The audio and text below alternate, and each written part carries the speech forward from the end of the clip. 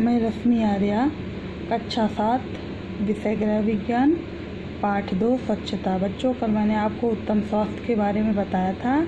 आज उससे क्या आगे पाठ 2 है स्वच्छता। स्वच्छता का बच्चों हमारे जीवन में बहुत ही महत्व है, क्योंकि अगर हम स्वच्छ नहीं रहेंगे, सफाई पे ध्यान नहीं देंगे तो हम हमेशा बीमार रहेंगे और हमारा शरीर दुर्बल हो जाएगा। बीमारियां अनेक प्रकार की ग्रसित हो जाएंगी। इसलिए हमारे जीवन में स्वच्छता का बहुत महत्वपूर्ण है और स्वच्छता के साथ साथ हमें अपने संतुलित भोजन को भी महत्व देना चाहिए अपनी ज़िंदगी में।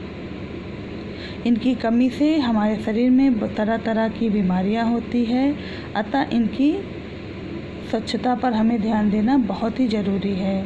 सबसे पहले जल की स्वच्छता। हमें जल को कैसे स्वच्छ रखना है, क्योंकि हमारे शरीर में लगभग 70% जल रहता है, इसलिए हमें अपने शरीर के साथ साथ जल की भी स्वच्छता पर विशेष ध्यान देना चाहिए, क्योंकि प्रदूषित जल से बहुत सारी बीमारियां होती, बहुत सारी हानियां होती हैं। जैसे प्रदूषित जल से हैजा, खुजली, पेचिश, पाचन एवं त्वचा संबंधी रोग होते हैं। क्यों? क्योंकि हम उसे पीते हैं। दूसरा है, प्रदूषित जल में जलीय वनस्पतियां अच्छी तरह पनप नहीं पाती हैं।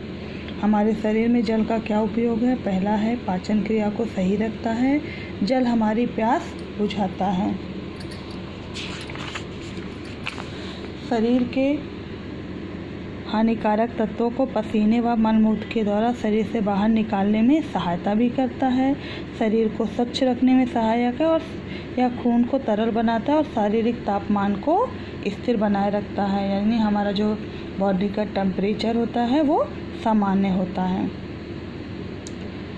फिर दूसरा है वायु की शुद्धता। हमें अपने वातावरण में वायु की शुद्धता पर भी विशेष ध्यान देना चाहिए। क्यों? क्योंकि अगर हम प्रदूषित वायु को अपने अंदर ग्रहण करेंगे तो उससे भी हमें श्वास संबंधी बीमारियां हो जाएंगी, जैसे कि हमारा दम घुटेगा, है ना।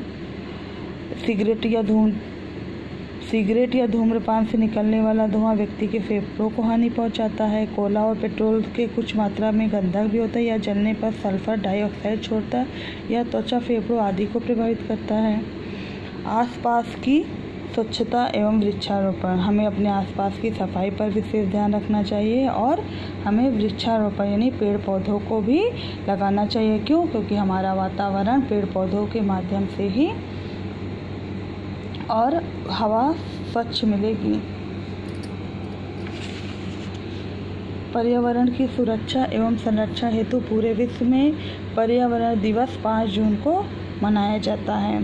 घर पर विद्यालय से गंदा पानी निकलने की उचित व्यवस्था हो, है ना। घर पर विद्यालय में निम्न शौचालय का प्रयोग करें, खुले में शौच ना करें। भोजन की विषाक्तता यानी कि फूड पॉइजनिंग। हमें अपने भोजन की भी स्वच्छता पर विशेष ध्यान देना चाहिए, क्योंकि बच्चों भोजन जो हम ग्रहण करेंगे हमारा शरीर भी उसी तरीके का हो जाएगा। अगर हम गंदे भोजन, विषाक्त भोजन खाएंगे तो हमें बीमारियां हो जाएंगी, और अगर हम साफ सुथरा अच्छा खाना खाएंगे तो हमारा शरीर भी स्वच्छ और स्वस्थ रहेगा। विषाक्त भोजन से बहुत सारी हानियां होती हैं। पेट में दर्द, जीभ मचलाना, दस्त होना, बुखार आना, मांसपेशियों में ऐंठन और नाड़ी की गति तेज हो जाती है।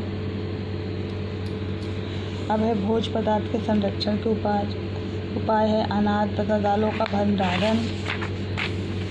भोजन से पकाने से पूर्व भोज्य पदार्थों को अच्छी तरह पानी से धोना चाहिए। वातावरण में दूषित कीटाणु जीवाणु से बचने के लिए भोज्य पदार्थ को बंद डिब्बों में रखें। ये सारे कारण हैं बच्चों, ये मैंने आपको वीडियो बना के मैं भेज रही हूँ। आज आप इस लेसन को पढ़ लीजिएगा। मैंने आपको समझा दिया है।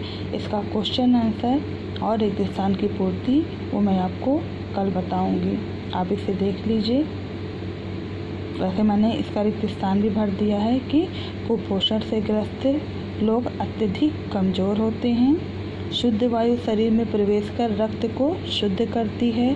अशुद्ध वायु के प्रयोग से श्वास संबंधी रोग हो जाते हैं। पकाने से पूर्व भोज्य पदार्थों को स्वच्छ पानी से धोना चाहिए। आज के लिए बच्चों इतना ही है। बाकी का क्वेश्चन आंसर वो मैं आपको कल बताऊँगी।